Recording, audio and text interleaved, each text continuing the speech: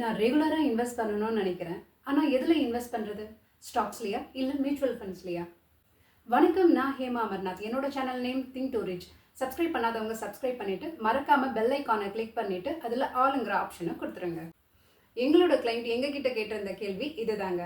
நான் ஒரு எம்என்சி கம்பெனியில் ஒர்க் பண்ணிட்டு இருக்கேன். என்னோட மந்த்லி சேலரி 2 lakhs வரைக்கும் வந்துட்டு இருக்கு.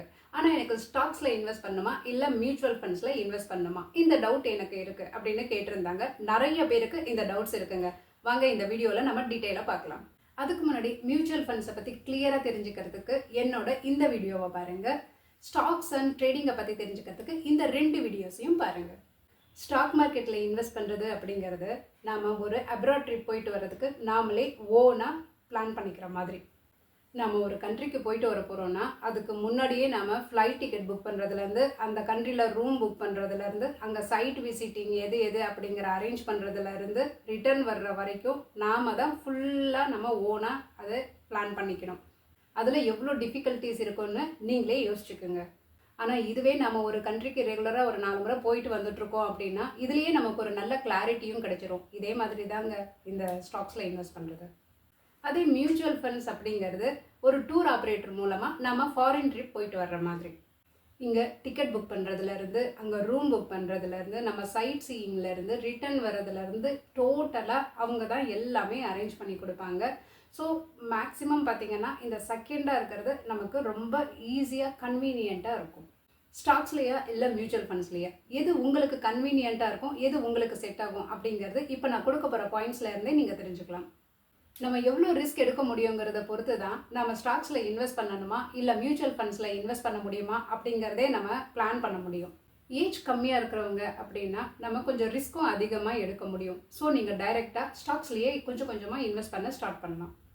மியூச்சுவல் ஃபண்ட்ஸில் பார்த்தீங்கன்னா ரிஸ்க்கு கொஞ்சம் கம்மியாக இருக்கும். அது ஏன்னா இதை ஒரு ஃபண்டாக க்ரியேட் பண்ணி ஃபண்ட் மேனேஜர் தான் இதை மெயின்டைன் பண்ண போகிறாரு. ஸோ இந்த இடத்துல நமக்கு ரிஸ்க் அதிகமாக இருக்காது. எதில் ரிட்டர்ன்ஸ் அதிகமாக கிடைக்கும்? பொதுவாகவே பார்த்தீங்கன்னா எதில் நமக்கு ரிஸ்க் அதிகமாக இருக்கோ அதில் தாங்க நமக்கு ரிட்டர்ன்ஸும் அதிகமாக கிடைக்கும். ஒரு சில கம்பெனியோட ஷேர்ஸில் நீங்கள் ஒரு 30 வருஷத்துக்கு முன்னாடி 10,000 ரூபாய் இன்வெஸ்ட் பண்ணி வச்சுருந்தீங்கன்னா இன்றைக்கி அதனோட மதிப்பு பார்த்தீங்கன்னா சில கோடி மதிப்புகளை பெறும். அதே பார்த்தீங்கன்னா ஒரு சில கம்பெனிஸ் காணாமல் கூட போயிருக்கோம். ஆனால் மியூச்சுவல் ஃபண்ட்ஸ் அப்படிங்கிறது இங்கே போர்ட்ஃபோலியோவாக மெயின்டைன் பண்ணுறதால அதனுடைய ரிட்டர்ன்ஸ் லிமிட்டடாக இருந்தாலும் நமக்கு ஸ்டெடியாக இருக்கும். நெக்ஸ்ட் நம்ம பார்க்க போகிறது வொலாட்டிலிட்டி, ஏற்ற இறக்கம். ஸ்டாக்ஸில் எப்போவுமே ஏற்ற இறக்கம் கொஞ்சம் அதிகமாக தாங்க இருக்கும். ஏன்னா ஒரு கம்பெனியோட பெர்ஃபார்மன்ஸ், க்ரோத், மார்க்கெட் நியூஸ் இதை பொறுத்து தான் அதோட ஷேர் ப்ரைஸ்லேயும் ஏற்றத்தாழ்வு இருக்கும். மியூச்சுவல் ஃபண்ட்ஸில் வொலாட்டிலிட்டி கொஞ்சம் கம்மியாக தான் இருக்கும். என்டையர் மார்க்கெட்டோட வொலாட்டிலிட்டி எப்படி இருக்கோ அதை பொறுத்து தான் மியூச்சுவல் ஃபண்ட்ஸோட வொலாட்டிலிட்டியும் இருக்கும். நெக்ஸ்ட் டைவர்சிஃபிகேஷன், நாம் பிரித்து இன்வெஸ்ட் பண்ணுறது அப்படின்னு சொல்லலாம். ஸ்டாக்ஸில் நாமளாக தான் இதை பண்ணிக்கணும். ஃபார் எக்ஸாம்பிள், நம்ம டிஃப்ரெண்ட் கம்பெனிஸில் இன்வெஸ்ட் பண்ணணும். எந்த செக்டரில் இருக்கிற கம்பெனிஸ்லாம் பெஸ்ட் அப்படிங்கிறதையும் பார்த்து நாமளே ஓனாக தான் இங்கே டிசைட் பண்ணி இங்கே நம்ம இன்வெஸ்ட் பண்ணிக்கணும். ஆனால் மியூச்சுவல் ஃபண்ட்ஸில் ஃபண்ட் மேனேஜர் நல்லாவே டைவர்சிஃபை பண்ணி கிட்டத்தட்ட 80-100 கம்பெனிகளில் இன்வெஸ்ட் பண்ணி வச்சுருப்பாரு. Next affordability.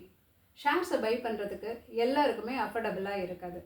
ஒரு சில கம்பெனியோட ஷேர்ஸ் எல்லாமே விலை அதிகமாக இருக்குன்னா இங்கே நமக்கு அதிகமான பணமும் தேவைப்படும். ஃபார் எக்ஸாம்பிள் பார்த்தீங்கன்னா இப்போ எம்ஆர்எஃப் கம்பெனியோட ஷேர்ஸை நம்ம பை பண்ணணும் அப்படின்னு நினைக்கிறோன்னா நம்மக்கிட்ட 10,000 ரூபா தான் இருக்குது அப்படின்னு பார்த்தீங்கன்னா இன்றைக்கி தேதிக்கு அந்த கம்பெனியோட ஷேர்ஸ் எல்லாமே ₹1,00,000 மேலே போயிட்டுருக்கு. அதனால் நம்மக்கிட்ட இருக்கிற 10,000க்கு அதை வாங்க முடியாது, இந்த மாதிரி சொல்லலாம். ஆனால் மியூச்சுவல் ஃபண்ட்ஸில் பார்த்தீங்கன்னா ஆல்ரெடி ஃபண்ட் மேனேஜர் 80-100 கம்பெனிகளில் இன்வெஸ்ட் பண்ணி வச்சுருப்பாரு.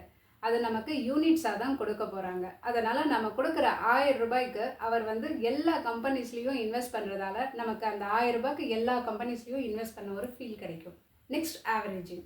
நம்ம வாங்கின ஸ்டாக் ப்ரைஸ் இறங்கிடுச்சுன்னா திரும்பவும் இந்த இடத்துல நம்ம பை பண்ணி ஆவரேஜ் பண்ணிக்கலாம்.